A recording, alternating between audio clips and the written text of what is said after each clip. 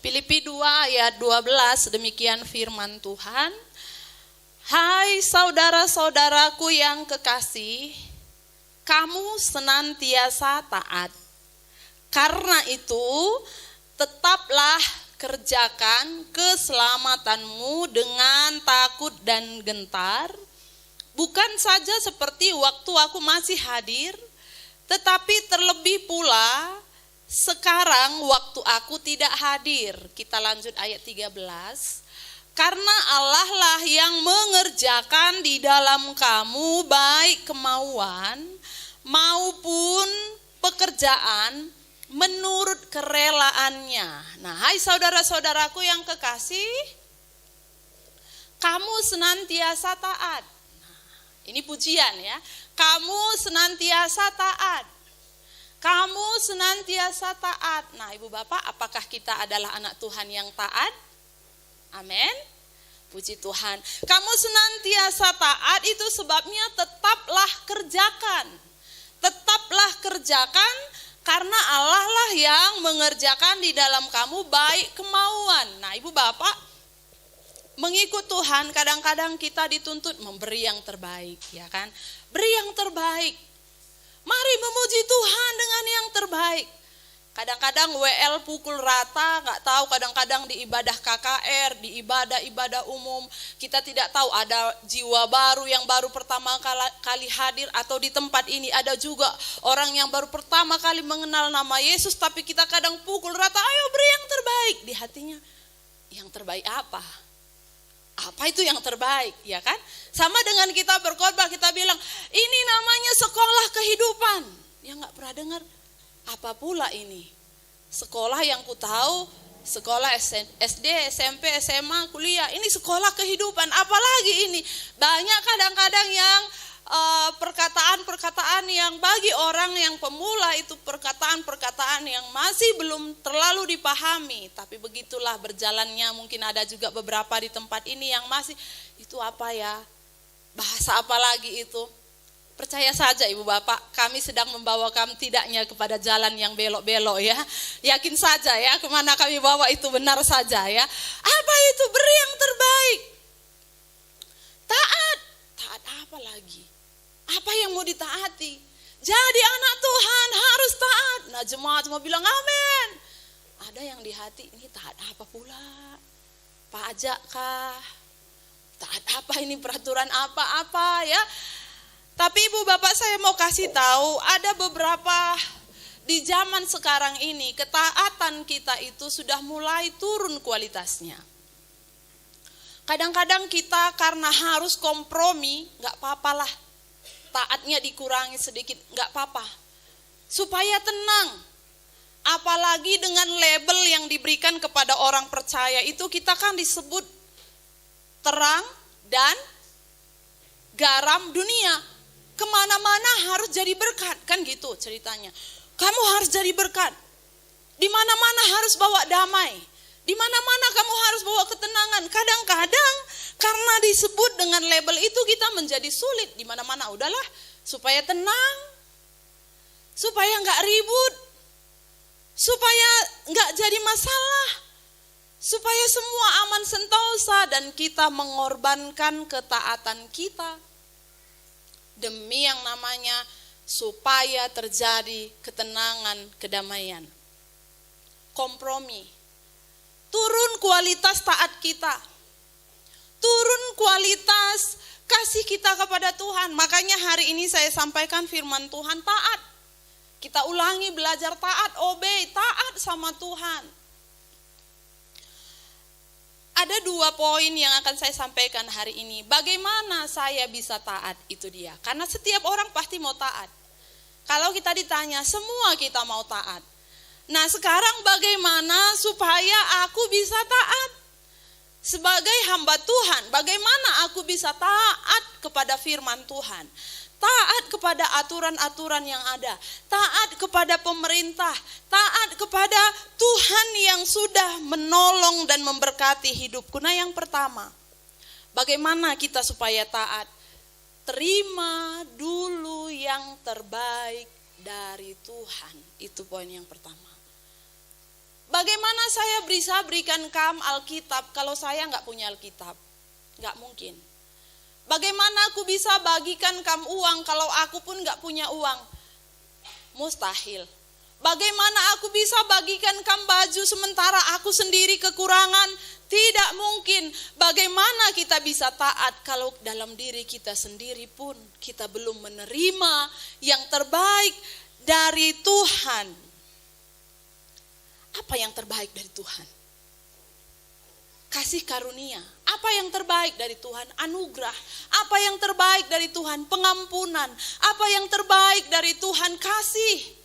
Semua berasal dari Tuhan. Nah, Ibu Bapak, kadang-kadang dalam hidup kita nggak sadar ada sampah-sampah yang sebenarnya masih kita simpan di dalam, yang nggak keluar kalau nggak ada masalah. Bagaimana aku bisa taat kalau aku nggak terima yang namanya pembersihan dari Tuhan? Bagaimana aku bisa mengampuni orang itu kalau aku nggak lebih dulu terima pengampunan yang diberikan oleh Tuhan? Kenapa aku bisa mengampuni akhirnya dan berdoa buat dia? Karena Tuhan yang lebih dulu bilang di hatiku, aku kan nggak berseberangan lagi denganmu. Aku sudah terima engkau apa adanya. Aku sudah mengampunimu. Kenapa kamu gak bisa terima dia? Sementara dia sedang dalam posisi di seberang sana. Tidak kenal aku, kata Tuhan. Ibu Bapak, waktu kita terima Tuhan Yesus, roh kita dibaharui. Kita senang luar biasa. Tapi jiwa kita sejak kita lahir sampai hari ini, kita harus paham banyak sekali jiwa kita ini mengalami penderitaan, kesakitan, sehingga di dalam jiwa kita ini tersimpan, saya sebut bahasanya sampah. Nah ya, nanti yang lain mikir lagi, sampah apa pula ini? Kok ada di hati sampah? Nah itu, dengan iman saja kamu terima ya, jadi nanti paham juga ya.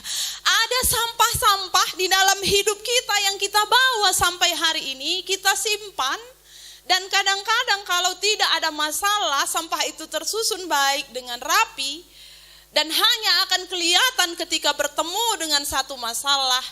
Dan kita harus selalu perlu bereskan itu di dalam Tuhan. Terima dulu kebaikan Tuhan, terima pengampunan Tuhan, baru kamu bisa mengampuni.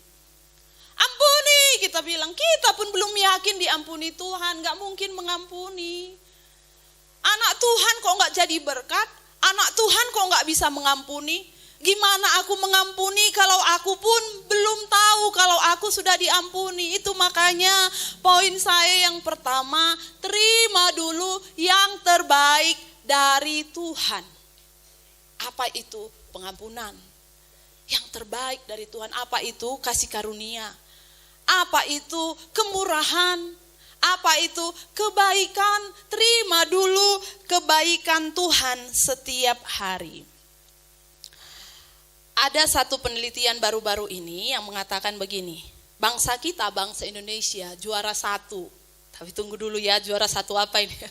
Juara 1 rata-rata memakai sosmed 5 jam per hari. Ayo bapak-bapak, ibu-ibu di sini, kira-kira satu hari pakai sosmed berapa jam? Enggak ada. Ayo, jangan kamu bohong ya. 5 jam, juara 1 katanya Indonesia. Secara umum setelah ditotal, satu hari itu orang Indonesia pakai sosmed 5 jam. Ting, bunyi handphonenya. Apa ya? Dia lihat notifikasi. Temanku ulang tahun. Dia ucapkan, happy birthday teman. Gak terasa ya, sudah 52 tahun. Tuhan hati ya. Dia kirim. Terus dia lihat lagi ada postingan orang. Ini di mana ya? Di si Bea Bea. Aku belum ke si Bea Bea. Dia lihat lagi. Cantik ya di si Bea Bea. Siapa kawannya? Ini kayak ku kenal ini dulu temanku waktu SMA ya. Siapa istrinya? Dia lihat lagi. Gak rasa 2 jam setengah. Lupa masak. Anak mau sekolah, telur saja digorengkan telur. Anak pun udah kurang gizi jadinya karena kita sosmed 2 jam setengah tanpa terasa. Sore gitu lagi, ting. Apa ya? Kulihatlah sebentar. Lihat lagi sebentar. Oh, tadi Komibu wilayah Sibawa buat acara. Cantik juga bajunya ya, seragamnya. Oh, cantik. Kalau gini ku buat baju seragam kami nanti cantik juga. Oh, kulihat lagi lah. Mode seragam kebaya. lihat kurang bagus, cari lagi, kurang bagus, cari lagi, ini bagus, tapi kalau kulit hitam nggak cocok, ganti lagi. 2,5 jam, 5 jam, pas berarti penelitian itu ya kan, nggak rasa. Makanya kalau kamu sekarang handphone yang masih dulu, tinit suaranya, tinit, bersyukurlah kamu dijauhkan dari segala mara bahaya dan pencobaan. Yang sudah handphone bagus sekarang, wah banyak sekali tantangannya. Saya pikir gini, 5 jam pegang sosmed, lihat per Facebookan dan per YouTubean dan per yang lain-lain, berapa menit kira-kira kita pakai baca firman Tuhan? Saya rasa 20 menit kalau ada, itu luar biasa. 5 jam lihat yang namanya berita-berita yang kadang-kadang juga tidak tentu membuat hati kita senang, hati kita bahagia, kadang-kadang kita jadi gundah malahan. Tapi membaca firman Tuhan, kadang-kadang kita lupa, gak ada waktu. Sekarang saya sedang membaca Yesaya, dan saya sedang tiba pada Yesaya. Semalam saya baca Yesaya 38 tentang Hizkia sakit. Ibu bawa saya mau bagi sedikit renungan saya. Akhirnya Hizkia itu karena disampaikan dia sakit keras, dia akan mati, dia bilang gini sama Tuhan. Yesaya 38 ayat 10. Hizkia bilang gini, aku berkata, dalam pertengahan umurku aku harus pergi. Ke pintu gerbang dunia orang mati aku dipanggil. Aku berkata, aku tidak akan melihat Tuhan lagi di negeri orang-orang yang hidup. Aku tidak akan melihat seorang pun lagi di antara penduduk dunia. Saya baca terus, akhirnya aku diam, aku merenung. Oh iya, satu kali sama seperti Hizkia ini ya, semua akan tutup mata. Dan aku tidak akan melihat lagi semua yang ada, yang kulihat sekarang. Nah itu ya dia bilang kan, aku tidak akan melihat lagi. Aku akan mengakhiri hidupku, Tuhan akan memutus nyawaku dari benang hidup. Saya pikir, iya. Sekarang aku 40 tahun, itu seperti Tuhan ingatkan. Aku sekarang 40 tahun. Lalu aku ingat, bapakku umurnya meninggal 50 tahun.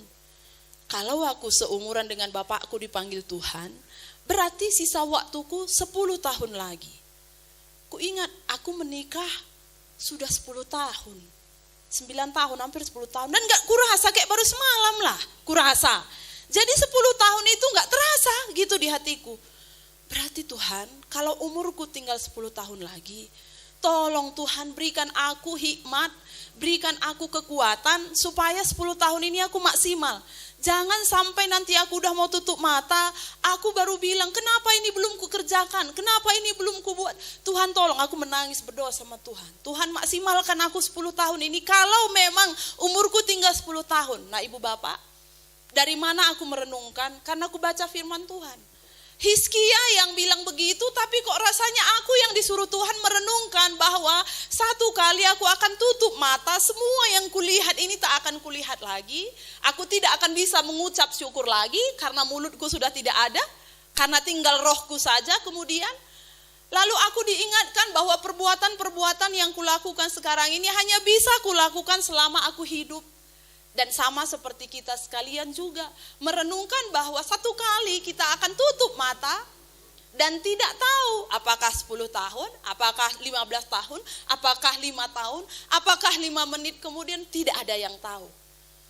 Jadi menerima yang baik dari Tuhan itu perlu setiap hari ya. Terima kebaikan Tuhan. Kita mau melihat kisah Marta dan Maria di dalam kitab Markus ya. Marta dan Maria, kita tahu ini adalah saudara yang adiknya pernah sakit. Oh Lukas ya, Lukas 10 ayat 40. Saya rasa dari ayat 39 saja ya supaya lebih jelas. Lukas 10 ayat 39. Perempuan itu mempunyai seorang saudara yang bernama Maria. Maria ini duduk dekat kaki Tuhan dan terus mendengarkan perkataan Yesus. Sedang Marta sibuk sekali melayani. Ia mendekati Yesus dan berkata, "Tuhan, tidakkah engkau peduli bahwa saudaraku membiarkan aku melayani seorang diri? Suruhlah dia membantu aku." Nah, tidak kebetulan tadi yang WL bersaksi. Nah, firman Tuhannya sama dengan kesaksiannya. Kadang kita seperti ini, kita sudah melayani, kita sudah buat ini, harusnya kan gini. Saya bahasakan dengan bahasa saya, sering orang Kristen itu mengikut Tuhan pakai formula. Aku kan sudah bayar perpuluhan, harusnya Tuhan jaga ladangku. Aku sudah melayani kan, kata Marta, harusnya Maria juga. Jangan mengikut Tuhan pakai formula. Saya mendengar kesaksian seorang hamba Tuhan yang sudah penyakit kanker level 4. Pipinya udah masuk ke dalam, matanya sudah cekung, rambutnya sudah botak karena sudah berapa kali kemo. Tapi dia bilang, aku tetap sukacita. Kalau masih kubuka mataku pagi hari, aku selalu berpikir ada kemurahan Tuhan yang baru. Walau dia sudah level 4. Setiap hari begitu, sampai orang besuk, kok kamu bisa tetap senyum? Orang datang nangis, tapi dia yang dibesuk senyum. Satu kali temannya yang berbeda agama juga telepon dia, video call, lalu dia tanya, kamu sakit apa? Dia cerita, tapi dia senyum. Sampai akhirnya temannya yang berseberangan tadi, yang agama lain tadi, agak penasaran. Dia bilang, Bill, kamu kok bisa senyum walaupun sudah divonis umurmu tidak berapa lama lagi? Apa sih rahasianya? Dia bilang, adalah, kasih tahulah Bill. Makin penasaran dia. Gak maunya kau nanti dengar katanya. Mau, kasih tahu. Ku kasih tahu kau, tapi janji ya, jangan kasih tahu siapa-siapa. Oke, dia makin penasaran. Dia bilang gini, aku punya seorang teman, namanya Yesus. Yesus itu yang kalian layani kan di gereja, di agama kalian. Itu yang kau maksudkan? Iya. Masa iya Yesus? Iya, dia yang buat aku bisa senang walau sudah level 4. Dia yang buat aku selalu sukacita walaupun umurku divonis gak lama lagi. Saking penasarannya temannya dia bilang gini, boleh gak aku juga berteman dengan Yesusmu? Boleh. Gimana caranya? Ya udah, kamu tinggal berdoa, panggil aja Tuhan Yesus. Yang sahabatku Billy kan kau temannya. Bisa gak aku teman sama kau? Bisa ngomong gitu? Bisa. Masa bisa gitu ngomongnya? Bisa katanya. Gimana cara doanya? Sujud aku? Gak usah. Supaya gak ketahuan, tiduran aja kau. Tapi hatimu arahkan sama Tuhan. Oh iya, karena kebetulan temannya yang tidak kenal ini keluarganya begitu kental dengan agamanya, supaya gak kelihatan. Jadi dia disuruh berdoa gak lipat tangan ya. Gak harus tutup mata, gak harus bersujud gitu ya. Terserah tidur aja. Rupanya temannya ini waktu mau tidur berdoa lupa, gak jadi berdoa. Tapi rupanya Tuhan datang dalam mimpinya dan dia datang dengan bilang begini, halo, aku Yesus, sahabatnya Billy. Kamu mau jadi sahabatku? Di mimpinya. Dan dia bilang, iya aku mau. Dan besok pagi dia bangun, dia rasanya senang sekali, dia gak tahu ceritanya gimana, pokoknya dia senang sekali, tidak pernah sesenang itu, sampai dia telepon temannya hamba Tuhan yang sakit ini. Dia bilang, Bill, sahabatmu Yesus sudah jumpai aku. Dia juga sekarang sudah jadi sahabatku. Bill, aku senang kali. Bill gak tahu ceritanya gimana. Yesus itu sudah hampiri aku, dia sudah ada bersamaku. Dan sampai sekarang orang itu sudah menjadi orang yang percaya kepada Tuhan Yesus. Kenapa? Ada seorang hamba Tuhan di dalam hidupnya gak pakai formula. Aku melayani Tuhan. Kok kena kanker? Aku melayani Tuhan, ku jual harga, ku jual cabeku 1/10 ku kasih Tuhan. Tapi masih ada kemalingan di ladangku, jangan pakai formula. Ikut Tuhan, ikut saja, terima saja yang terbaik dari Tuhan. Sama seperti yang Yesus katakan di ayat 41 Lukas 10 tadi. Tapi Tuhan menjawab Marta, Marta, Marta, engkau khawatir dan menyusahkan diri dengan banyak perkara. Tetapi hanya satu saja yang perlu. Maria telah memilih bagian yang terbaik. Jadi yang terbaik itu adalah waktu kita terima firman, kita terima kemurahan, kita terima kebaikan, pengampunan yang tidak akan diambil daripadanya. Jadi setiap hari terimalah kebaikan Tuhan. Lagu-lagu yang terakhir ini kita nyanyi, kebaikan-Mu Tuhan berkati hidupku. Terima kebaikan Tuhan. Gak mungkin kita taat kalau kita pun belum terima pengampunan, gak mungkin. Gak bisa saya mengampuni kalau saya pun rasanya masih berseberangan dengan Tuhan.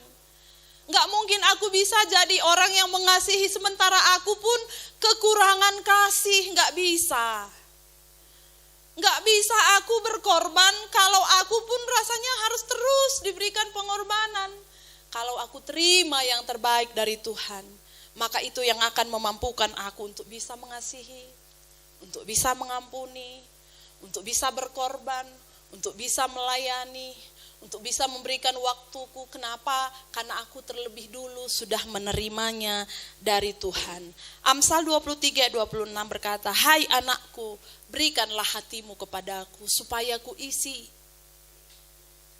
Firman yang sama bagi kita semua. Hai jemaat Tuhan yang ada di Dolar Rakyat ini, berikan hati kita sama Tuhan.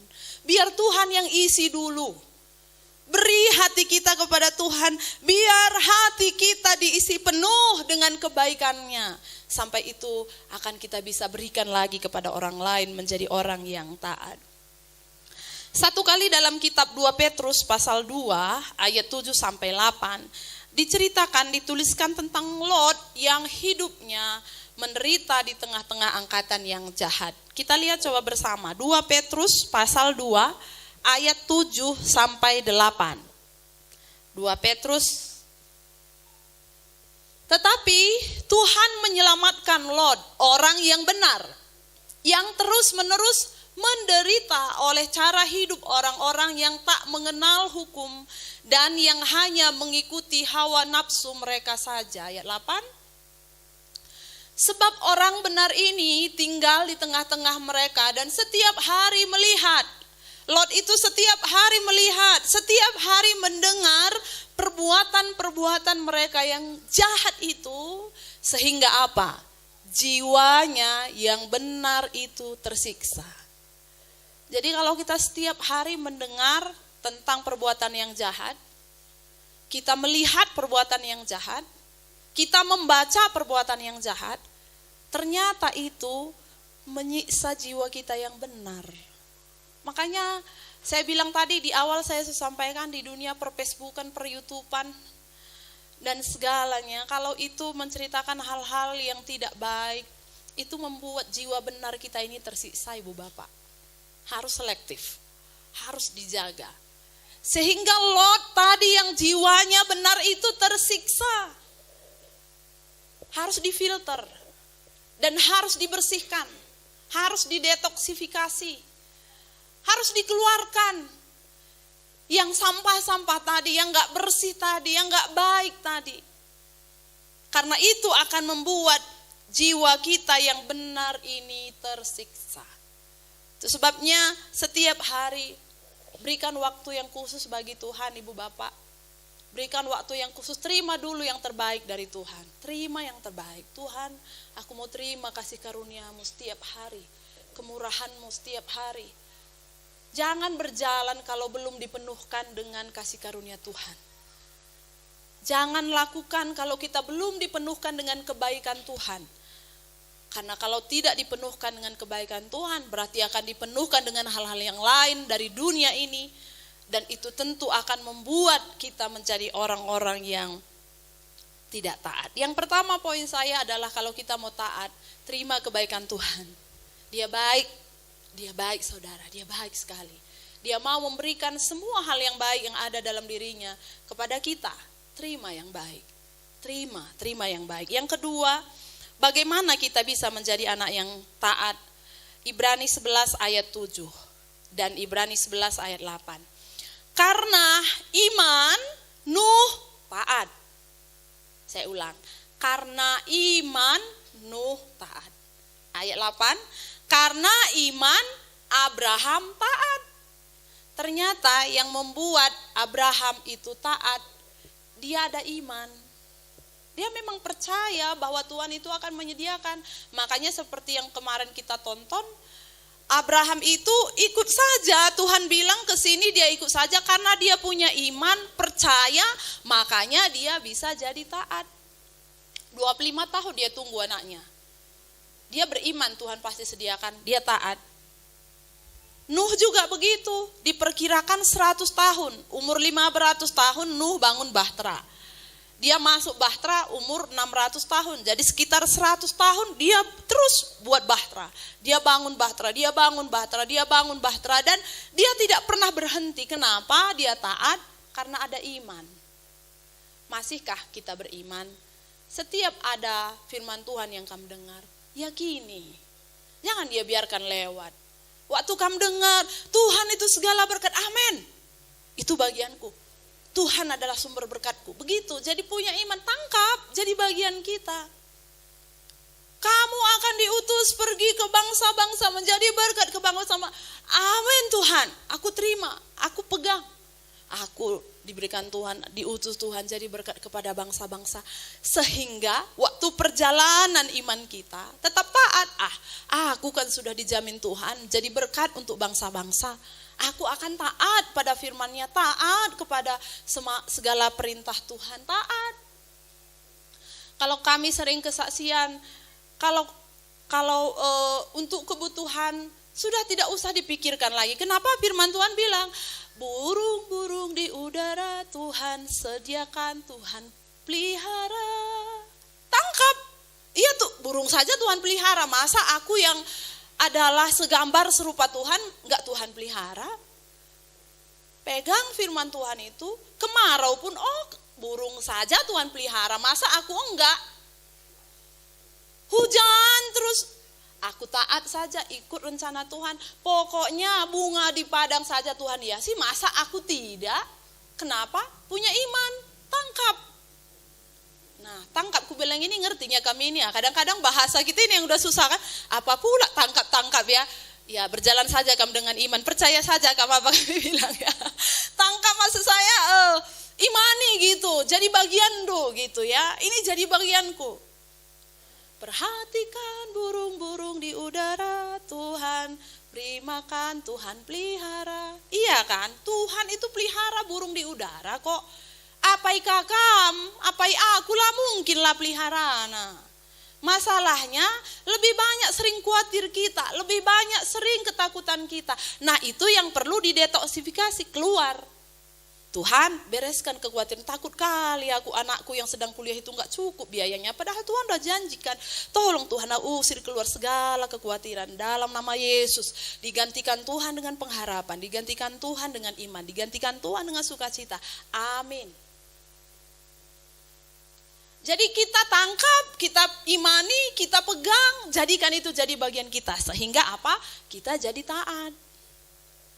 Kita taat, ikuti Tuhan, taat, lakukan firman-Nya. Karena apa? Kita sudah punya iman. Dari mana aku bisa beriman? Kembali dari firman Tuhan. Kembali kepada dengar firman, kembali kepada baca firman, kembali kepada persekutuan kita dengan Tuhan. Bagaimana kita membangun hubungan kita dengan Tuhan. Seperti yang sudah saya singgung tadi sedikit, mengikut Tuhan itu berdoa itu. Kalau pinggang lu gak bisa duduk dengan baik, tidur pun kalau dalam kekristenan Tuhan tak pernah melarang. Asal hati kita fokus sama Tuhan. Aku ikut Tuhan bagaimana caranya, berdoaku bagaimana, tak usah pikirkan bagaimana secara lahiriah. Yang penting rohani kita ini berurusan dengan Tuhan. Bagaimana caranya aku memanggil Yesus? Panggil saja, gak ada ribet-ribet, gak perlu ada yang namanya ritual khusus, gak ada. Bagaimana aku mengalami Tuhan secara pribadi dalam hidupku? Kalau kamu malu di sini, di rumah silahkan. Dan Tuhan itu tetap Tuhan yang sama. Bagaimana dia dulu menjamah kami, menjamah yang lain-lain. Kalau saudara belum merasa dijamah oleh Tuhan, dia pun akan lakukan kepada setiap hati yang terbuka. Setiap hati yang mau datang sama Tuhan. Tuhan punya caranya yang tersendiri bagi kita. Dan dia mengasihi setiap orang yang datang kepadanya. Dia tidak pernah membeda-bedakan. Dia tidak pernah memilah-milah. Setiap kita dikasihinya ada dalam hatinya. Dia sedang menunggu kita memberikan waktu. Sama seperti Maria, dia duduk di kaki Tuhan. Apa kata Tuhan? Dia sudah melakukan yang terbaik di dalam hidupnya dan tidak akan pernah diambil daripadanya. Terimalah yang terbaik dari Tuhan. Terima yang terbaik dari Tuhan, berikan waktu kita untuk menerima yang terbaik. Kemudian berjalanlah selalu dalam iman sehingga kita dimampukannya untuk tetap taat.